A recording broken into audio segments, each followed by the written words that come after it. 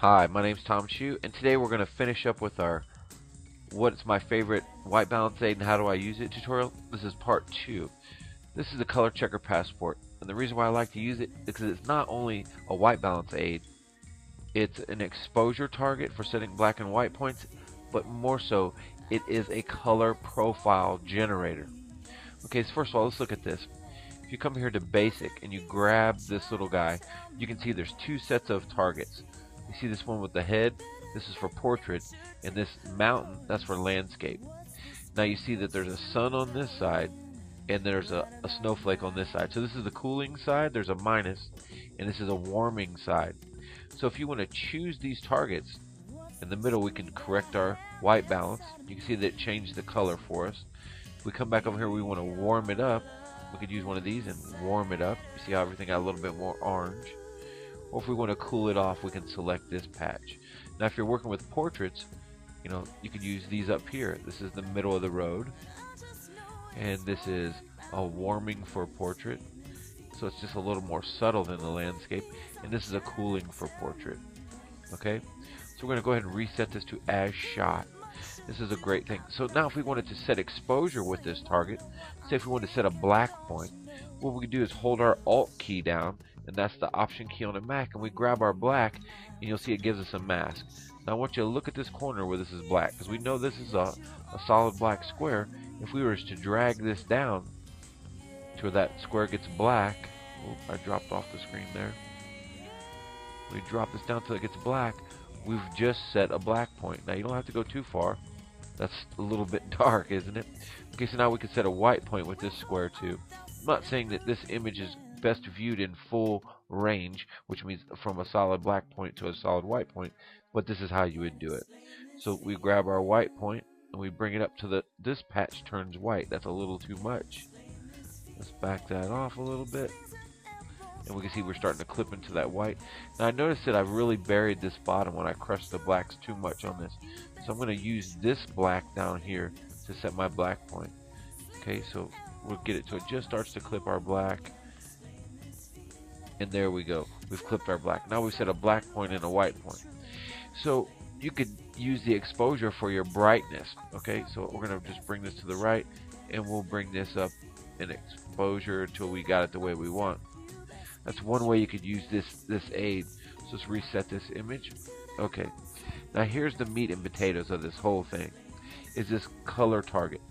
This down here is a set of measured values. If you hover them, you can see that in the red channel, the green channel, and the blue channel, you have a number. That one happens to be 64, 79, and 74. This purple is a known value. So is this brown. All of these are measured values. So what this thing does is the software that comes with this, it creates a DNG profile, which is a digital negative, and it extracts the color information and allows you to apply that as a properly calibrated file.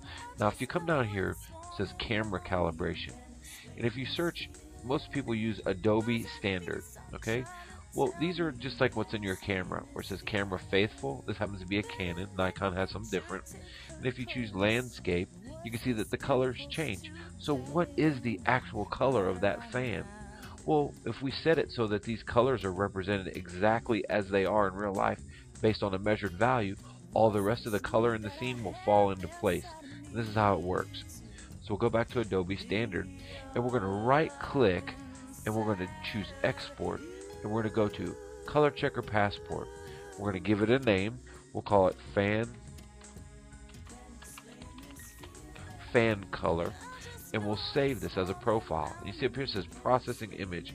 I'm going to pause this video until it's done generating. It takes a couple minutes usually to generate all this stuff and hand it off, so we'll just pause the video. We'll come back and I'll show you what to do with it. Okay, so it's finished, and it's telling me that the profile's been generated successfully. Now it's important that you get the proper exposure, because if you clip the black or the white, it's not going to give you this message. It's going to say it failed. So you have to get a proper exposure on your target, which is proper exposure on anything in photography, right? So once you're done, you click OK, and it's going to tell you need to restart Lightroom. So that's what we'll do. We'll close Lightroom, and I'll restart it.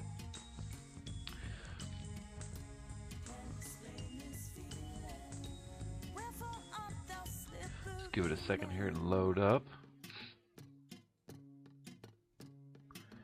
Okay, so now that it's restarted, we'll come down here and we'll select the proper profile. And the profile happens to be called fan color. Do you see how it changed the colors? The patches on the blues changed. I know that if this is exactly the way the colors are supposed to be rendered because of the profile's been applied, that means all those pink colors are exactly the way they should look. Let's go back into, say, something like camera landscape. That's not what the fan looks like, okay? So if we want to match between camera and camera, say we're both shooting a wedding and you have a Nikon and I have a Canon camera, if we start our outside pictures under the sun and we both shoot this camera, this target, and use that profile information, we can match the color from both of those cameras. It's a really great tool and you can use it for a lot of things. Okay, so now that we've got this selected, you might want to make a separate profile for, say, indoors. This happens to be under fluorescent lights inside. You could use one for flash, one for sunlight, one for continuous light, one for window light. You can set it up however you like. But what's going to happen is you're going to start getting a ton of extra profiles inside of this profile area inside Lightroom. Well, X-rite's thought about this. They've given us this program called a DNG Profile Manager. I'll show you what this looks like. It lets you choose from all the cameras. It takes the metadata from it. Say if I have shot with a D800 or a 1DS or my Canon 10D, it will find all those cameras and let me choose which one I shot with. But more so, it lets me turn off the profile, so I can get rid of this profile. So now that I've got it turned off because enable's not checked, if I go into Lightroom where this profile is fan color, I'll close down Lightroom, I'll relaunch it, and you'll see that fan color is now gone. I don't have to go inside of a folder buried inside the operating system to remove that profile from Lightroom. It's kind of a neat thing is what they've offered from X-rite. Let this finish loading up here. And we'll look at the profile information to the right, and we'll see we're back to Adobe Standard, and fan color is missing. So it's a great way to manage all of your profiles that you're going to be making in different lighting conditions with different cameras. So that's it. Sorry the tutorial took so long today. The software is kind of slow and there's a lot of stuff to talk about. I want to thank those of you that stuck with me. Hope you learned something, and until next time, we'll see you soon.